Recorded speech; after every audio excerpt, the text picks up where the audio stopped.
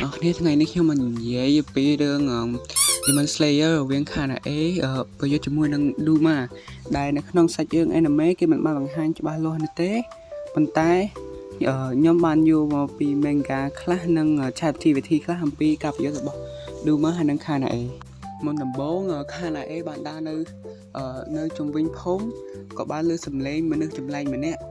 នាងក៏ដើរទៅមើលក៏ឃើញបរិសម្នាក់ក៏ដែលវានោះគឺជា Duma ហើយ Duma ក៏និយាយទៅកាន់ Kanae ថាសួស្ដីអ្នកប្រហែលជាបង្វែងហើយមនុស្សគេមិនអោយដើរលើពេលយប់នោះទេ Kanae មិនបានឆ្លើយតបទេដោយសារតែគិតថាបិសាចមួយនេះប្រហែលជាមិនខ្លាំងទេដោយសារតែឃើញDuma គឺរស់រាយតែមិន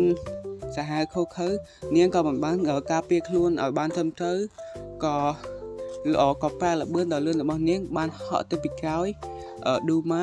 ចង់កាត់ក្បាល Duma ប៉ុន្តែទៅបាន Duma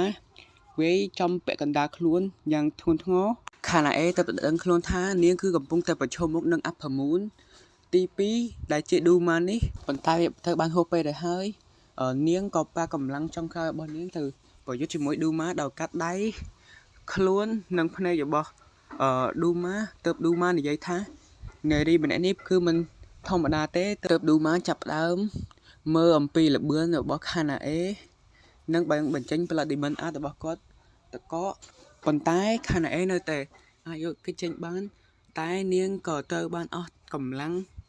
ច្រើនដែរដោយសារតែតកនោះហើយ Kanae ក៏ប្រើដង្ហើមផ្កាទី4ដោយបានកាត់ដៃរបស់ Duma បានមកខាងទៀតតែត្រូវបាន Duma បានវាយចំកញ្ចក់ករបស់នាងវិញភាគទី2ទេដោយសារតែអានេះវាវែងពេកវាដល់ទៅ50ដល់ជិត2នាទីជាងហើយ